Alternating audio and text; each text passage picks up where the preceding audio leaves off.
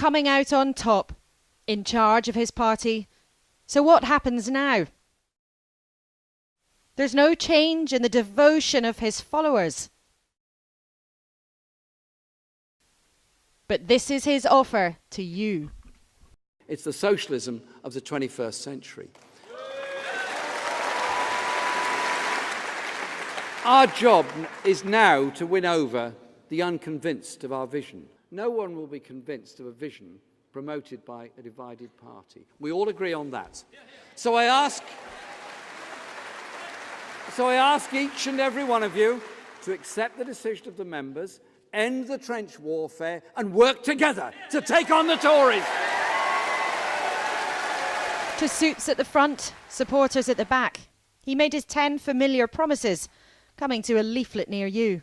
For full employment, a homes guarantee, security at work, a strong public national health service and social care, a national education service for all. Vows too on climate change, public services, inequality and peace. His articles of faith. Don't worry, conference, they're not the 10 commandments. I haven't come down from the mountain with them. There was no bold offer to colleagues who didn't support him. He needs them if Labour can convincingly make this attack. This isn't a new government.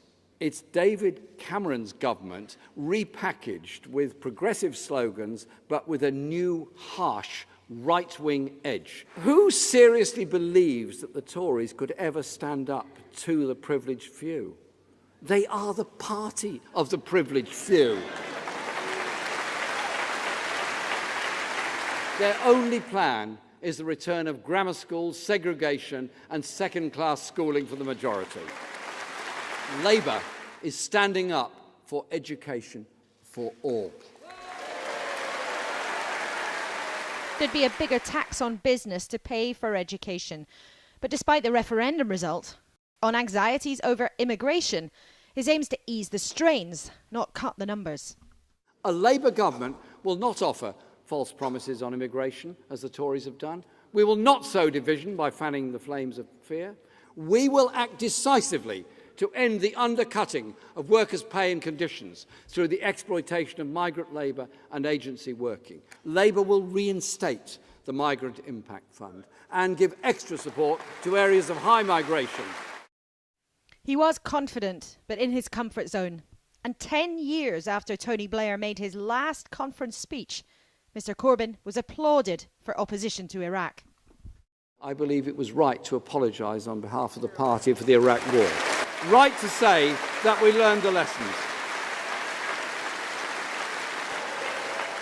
He had stern words on anti-Semitism and abuse and urged the party to forget their private battles and focus on the public.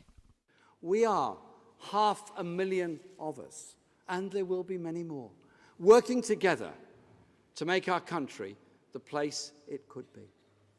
Conference, united, we can shape the future and build a fairer Britain in a peaceful world. Thank you.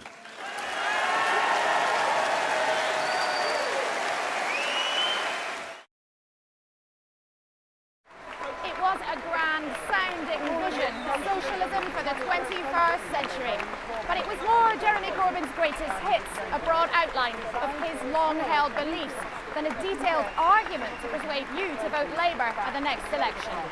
Do you think the public is ready for 21st century socialism? Do you know what? They're ready for it, they need it. And I think it's our job now to explain to them how this system is leaving them behind. And I'm very pleased that we've got 21st century socialism. I'm absolutely delighted. Very well received in the audience. I think it went down well in the country as well.